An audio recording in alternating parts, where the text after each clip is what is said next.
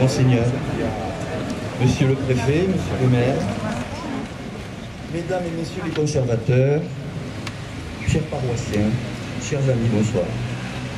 Merci d'être là pour ce bel événement que représente la remise en œuvre officielle du carillon de notre cathédrale. En 1922, un carillon a été installé dans le clocher de la cathédrale. 40 ans après, il s'est tu. L'association des Amis de la cathédrale Saint-Étienne a 27 ans, les jeunes, 27 ans. Les statuts ont été déposés le 6 janvier 1992.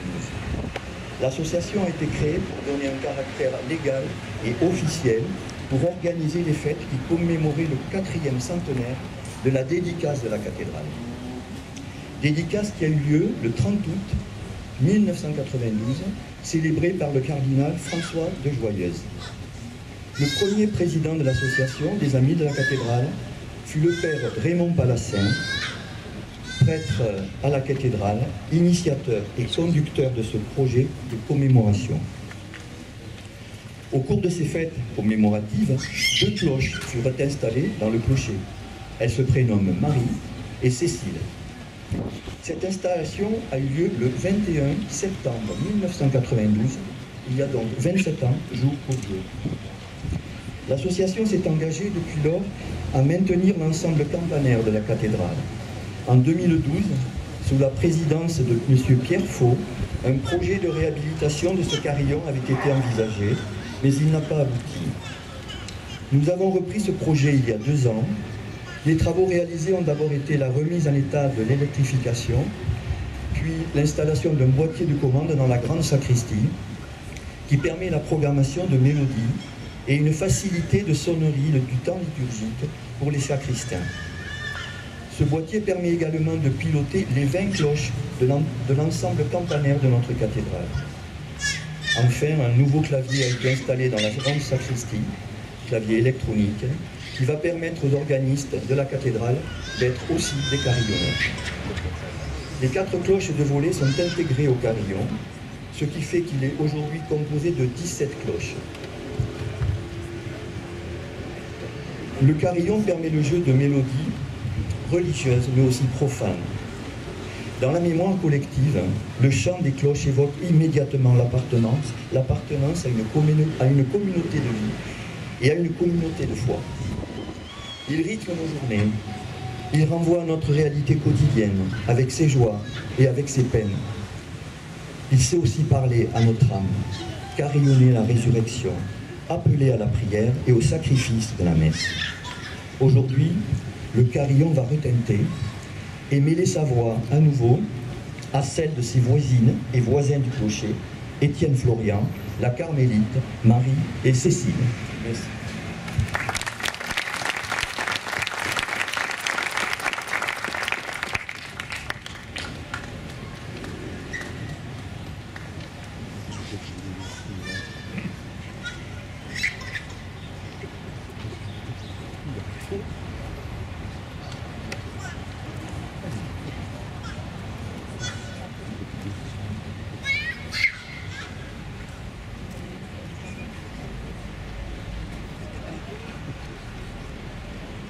Père et du Fils et du Saint-Esprit. La paix soit avec vous.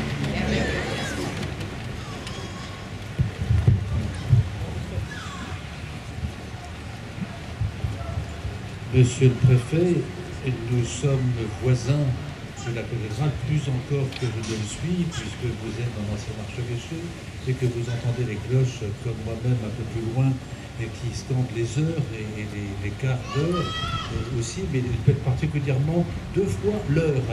Et à chaque fois, je suis très heureux d'entendre ces cloches et qui me rapprochent aussi de la cathédrale. Et nous rendons grâce au Seigneur.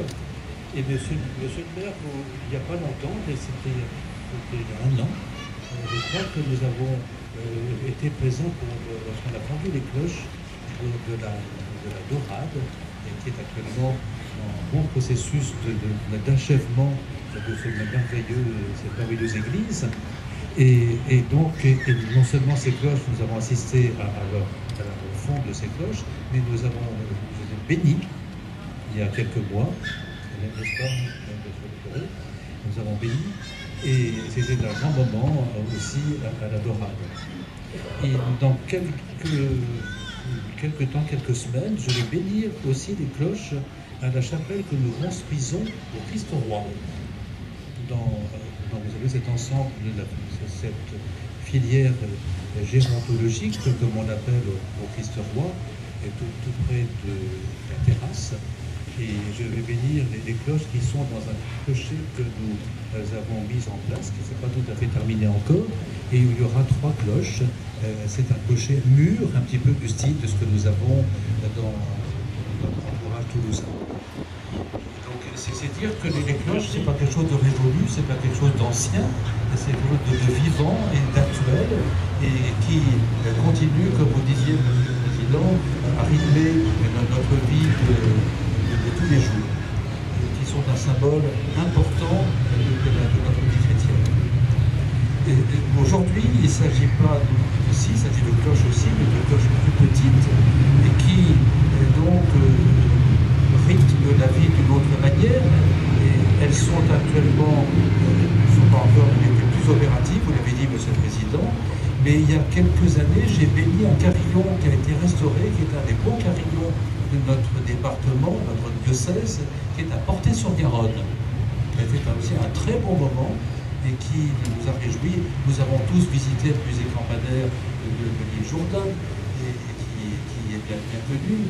Ça fait partie de notre patrimoine, des patrimoines culturels, mais culturels, et qui précisément rythment nos journées dans ces rencontres que nous avons avec Dieu et les heures qui rythment nos journées depuis que la création nous en a donné quelques idées. Je salue Monsieur le Préfet, Monsieur le Maire et votre équipe municipale qui est ici bien représentée, et très heureux, frères et sœurs, mesdames, messieurs qui êtes ici, de ce moment simple, heureux, joyeux, et qui va nous permettre aussi de mieux profiter de notre clocher et de ces cloches diverses, ces clochettes. J'ai retenu le nom, c'est 17, je crois, c'est pas, c'est 17 cloches qui vont donc chanter en harmonie dans des circonstances diverses que nous apprécierons les unes après les autres.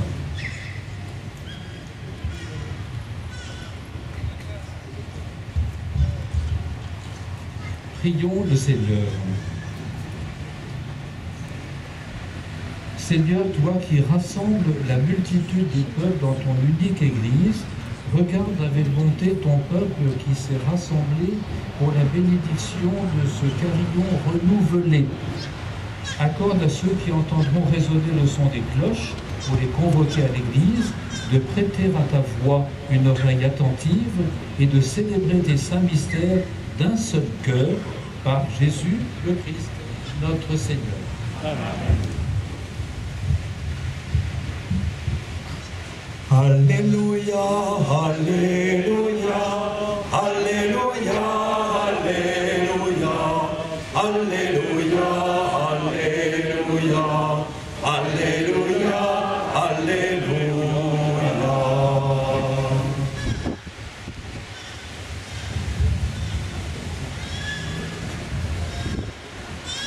Le Seigneur soit avec vous. Et avec votre esprit. Évangile de Jésus-Christ selon saint Matthieu. En ce temps-là, après la résurrection de Jésus, les 11 disciples s'en allèrent en Galilée, à la montagne où Jésus leur avait ordonné de se rendre. Quand ils le virent, ils se prosternèrent, mais certains eurent des doutes. Jésus s'approcha d'eux et leur adressa ces paroles. « Tout pouvoir m'a été donné au ciel et sur la terre. Allez, de toutes les nations, faites des disciples. Baptisez-les au nom du Père et du Fils et du Saint-Esprit. Apprenez-leur à observer tout ce que je vous ai commandé. Et moi, je suis avec vous tous et tous les jours, jusqu'à la fin du monde. » Acclamons la parole de Dieu. Louange à toi, Seigneur Jésus.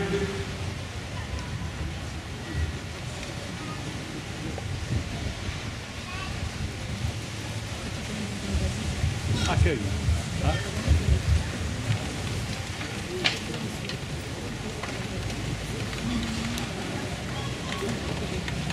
On peut s'asseoir. Ce n'est pas seulement un moment folklorique qui nous réunit cet après-midi, chers frères et sœurs, chers amis, et c'est une célébration liturgique. Vous le voyez de la manière dont les choses se passent actuellement. Et la liturgie est faite de choses qui se voient, qui s'entendent, qui se touchent et qui nous rejoignent dans notre vie concrète des uns des autres. Et quand, au cours de l'Exode, Dieu demanda à Moïse de préparer le temple de Jérusalem, et avant qu'il y ait le temple à Jérusalem, c'était encore l'Exode entre l'Égypte et la terre promise, il y a eu toute une précision concernant les éléments du temple et en attendant de la tente de la rencontre que Dieu avait préparé de manière précise. Prépare toutes les choses selon le modèle que je t'ai montré.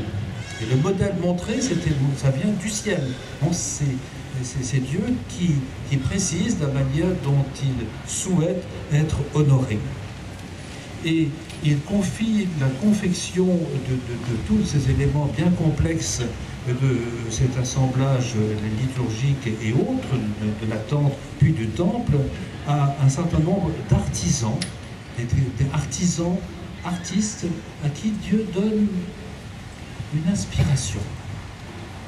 Qu'il s'agisse de ceux qui font des tissus, ceux qui font des joyaux, des coupes, etc., des colonnes. Et il précise là, vous pouvez relire dans le livre de l'Exode ces passages-là, et parmi les éléments importants de la liturgie, vous avez des éléments qu'on entend plus, qu'on voit plus, des instruments qui se font entendre, des instruments de bronze, dont les cloches, précisément, de bronze. On a vu comment on fondait le bronze, n'est-ce pas, il y a à peu près une année de cette mer près de la Dorade. Et il y a aussi des instruments à vent. Aujourd'hui, le vent d'automne, qui est bien présent, donc permettrait de faire une véritable symphonie, et si nous avons des instruments pour cela plus convenables. Donc des instruments à vent qui sont dans le culte, en effet, des instruments de bronze que je viens d'évoquer, et aussi des instruments à cordes.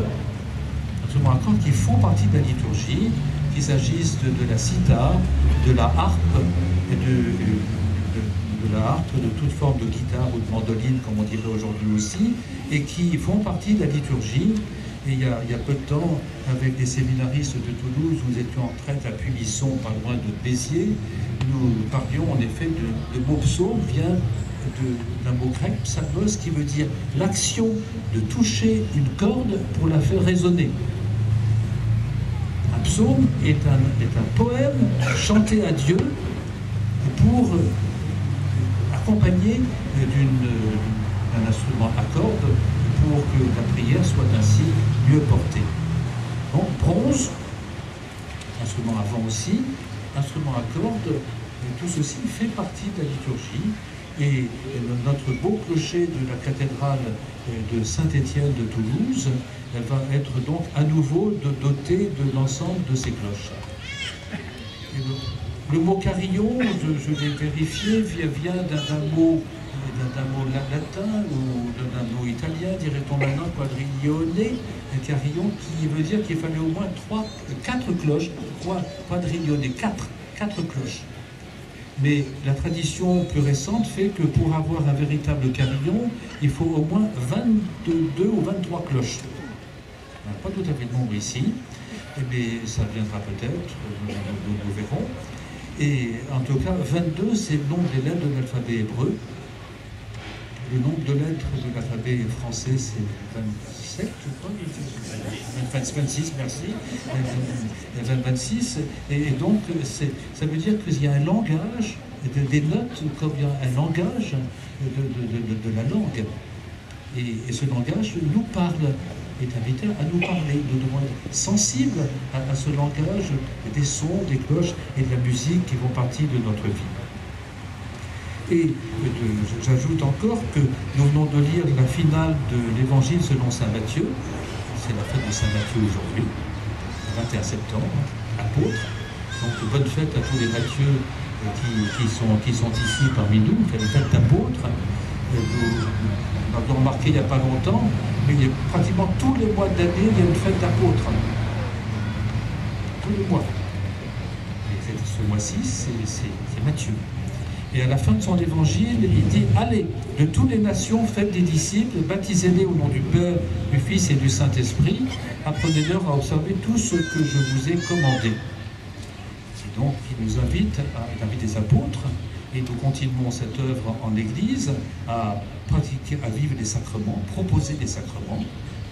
Tout récemment, nous disions des chiffres, le baptême des petits-enfants a tendance à diminuer, et le nombre des confirmations d'adultes, de jeunes scolaires et de jeunes tout court, non seulement est constant, mais grandit actuellement. Donc c'est une véritable joie, c'est une stimulation pour nous.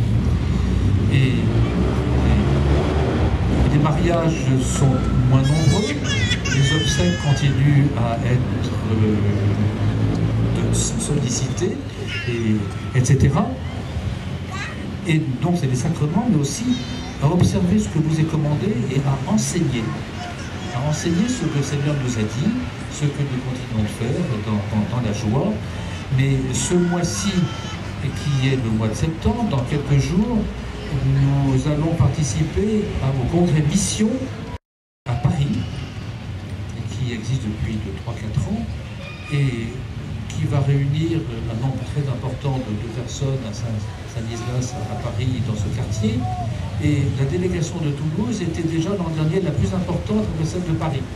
Et cette année, c'est combien? C'est plus de 200? Plus de 200 qui vont partir à la fin de la semaine prochaine pour ce congrès.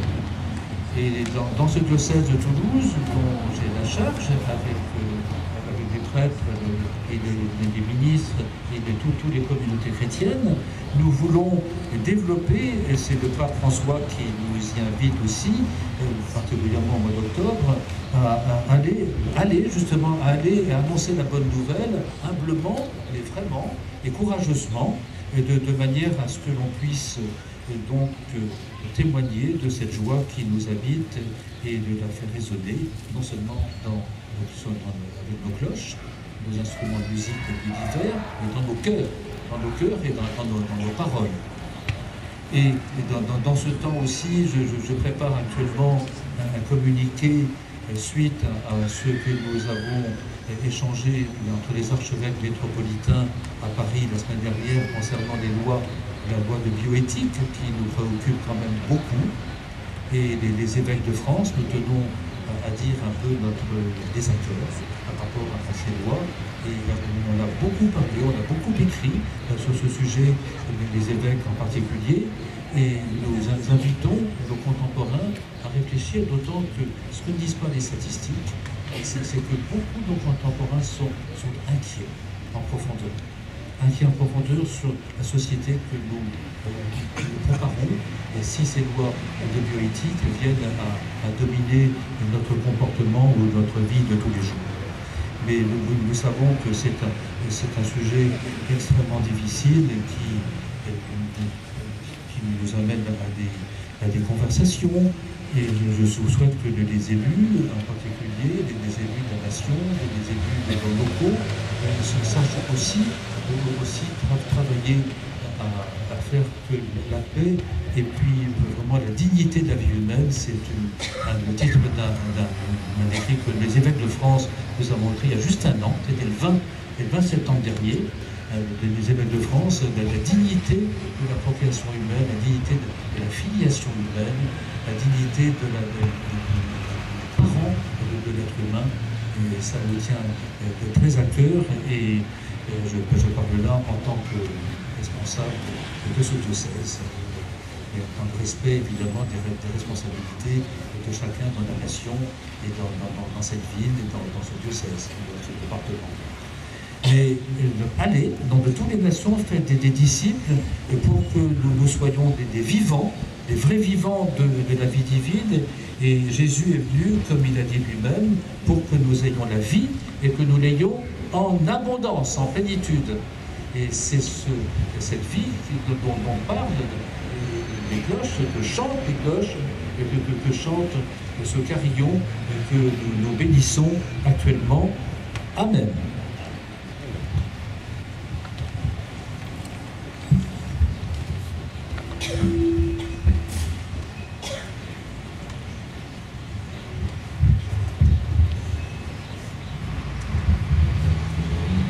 Et en attendant d'entendre les cloches, nous allons nous chanter la gloire de Dieu.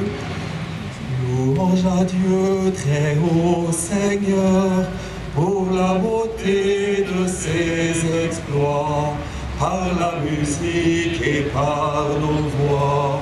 Louange à lui dans les hauteurs, louange à lui, puissance, honneur, pour les actions de son amour, au son du corps et du tambour.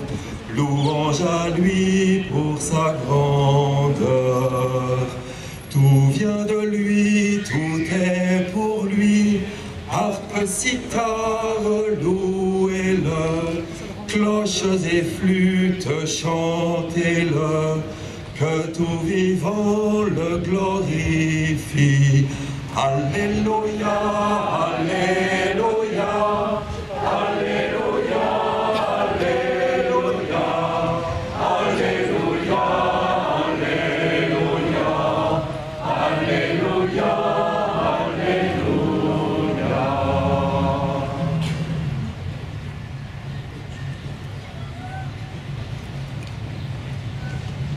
Alléluia, Alléluia, Alléluia, Alléluia, Alléluia, Alléluia, Alléluia.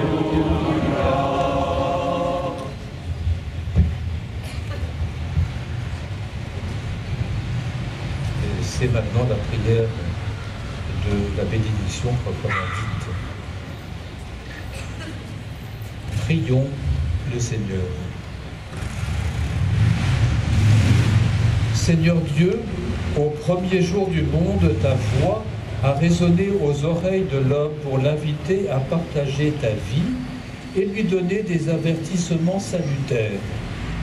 Pour rassembler ton peuple, tu as ordonné à Moïse, ton serviteur, d'utiliser des trompettes d'argent. Tu ne refuses pas que dans ton église des cloches de bronze invitent ton peuple à la prière. Daigne bénir ce carillon que nous renouvelons et fais que tous tes fils, en entendant sa voix, élèvent vers toi leur cœur et se hâtent vers ta maison pour y découvrir la présence du Christ, écouter ta parole et t'offrir leur hommage par Jésus le Christ, notre Seigneur. Que chante, voilà, ce carillon. Voilà. Alors, nous avons en effet beaucoup parlé du carillon, Monsieur le Président. Nous avons beaucoup parlé du carillon, il a été béni. Maintenant, c'est à lui de sonner, et le Père Pierre Barthès, qui est l'organiste titulaire de la cathédrale, sera aussi l'organiste titulaire du carillon. Il va nous les appeler les unes après les autres.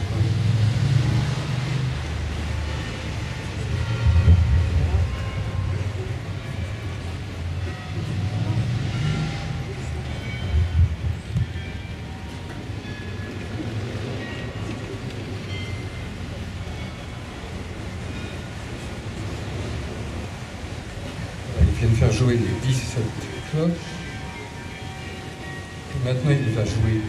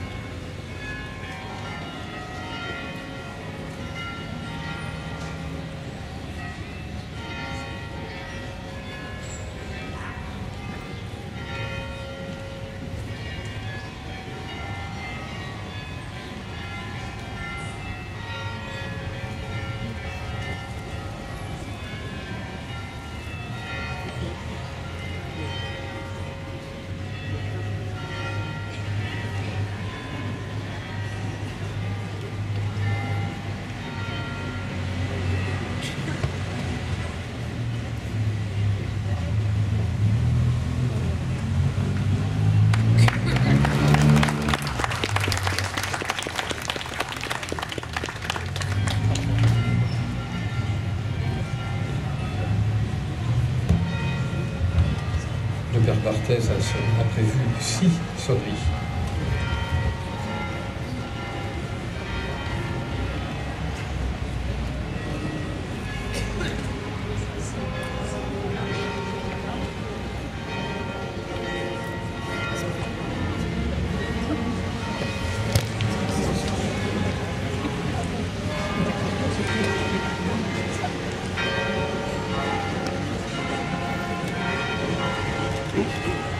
Ça va pas être facile.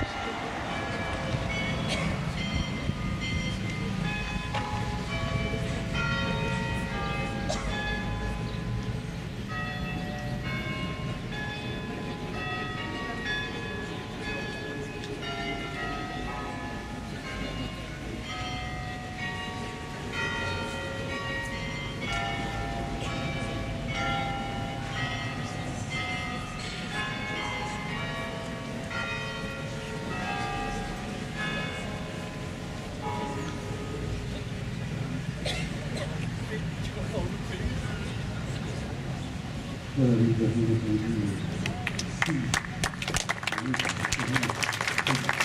Applaudir les carillonneurs et applaudir les carillonneurs. Jean-Yves, ce serait bien que tu lises ce qui est écrit sur cette plaque qui sera déposée.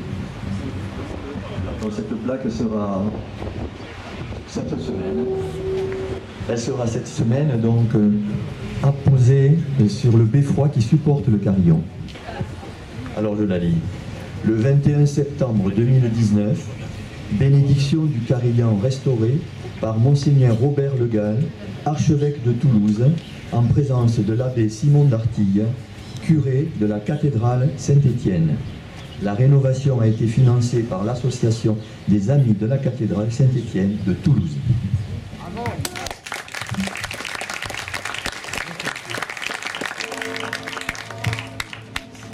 Alors là, il est déjà parti un petit peu vite. Il était prévu qu'il y ait d'abord la bénédiction, Monseigneur, et quelques informations sur... alors je vais vous demander si vous voulez bien donner la bénédiction maintenant. Et nous donnerons ensuite quelques explications sur l'ensemble des cloches.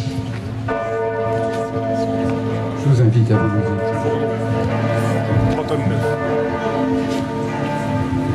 L'instrument de bronze, des cloches par excellence, et ensuite sera l'instrument avant, qui est l'orgue, avec une petite offrande musicale qui va conclure notre soirée. Le Seigneur soit avec vous, et que Dieu Tout-Puissant vous bénisse, le Père, le Fils et le Saint-Esprit. Alors je ne vais pas vous inviter à partir tout de suite selon la formule liturgique. Nous voulions uniquement vous donner... Oui, nous voulions juste ajouter quelques petites précisions. Si vous m'entendez sur les cloches, il n'en a pas été question. Il y a au total, à la cathédrale de Toulouse, sur ou dans le clocher, 22 cloches. Donc on se rapproche du chiffre que vous avez cité tout à l'heure, Monseigneur. 22. Il y en a une sur la nef, sur le grand chœur, et une à la sacristie, qui ne sont pas couplées au carillon. Il y en a 20 sur au total 22 ici sur le clocher, dont une qui se trouve tout à fait à l'extérieur, vous pouvez la voir. C'est la cloche la plus ancienne qui s'appelle Nicolas, qui est de 1581. C'est elle qui sonne avec les deux petites cloches extérieures qui sont en haut du beffroi, les heures, les quarts d'heure et les demi-heures. Voilà, donc la plus ancienne, 1581. Il y a eu d'autres cloches anciennes également, dont une jusqu'à la Révolution qui s'appelle la Cardaillac. La Cardaillac probablement du nom de l'évêque de Toulouse à la fin du XIVe siècle, entre 1375 et 1390, si ma mémoire est exacte. Mais elle a été fondue à la Révolution. Aujourd'hui, les plus anciennes, c'est la Cardaillac renouvelée, qui est, la Carmélite, pardon, qui est de 1764, la Cordelière qui vient du couvent des Cordeliers, qui a été détruit depuis datant de 1851, mais qui a ensuite été refondue dans une autre cloche qui est de 1874, qui s'appelle Étienne Florian. Étienne à cause de Saint-Étienne, et Florian, qui était le prénom du cardinal Després, archevêque de Toulouse, dans la deuxième moitié du XIXe siècle. Voilà. Alors aujourd'hui, et puis il y a les deux cloches que tu as citées de 1992, Marie et Cécile. Certains d'entre vous doivent se souvenir encore de la montée des deux cloches là-haut, c'était impressionnant.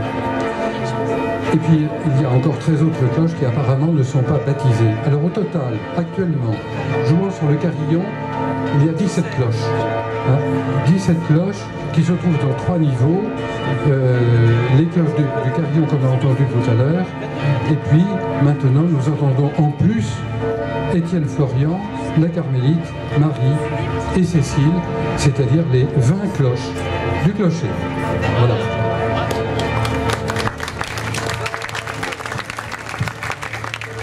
Et maintenant, comme vous l'avez dit, Monseigneur, après le son de l'airain, après le son du bronze, eh bien, ça va être le son des instruments à vent. puisque vous êtes invités à entrer maintenant dans la cathédrale et le Père Pierre Barthès va nous donner une offrande musicale à l'orgue, offrande musicale d'une vingtaine de minutes, je pense.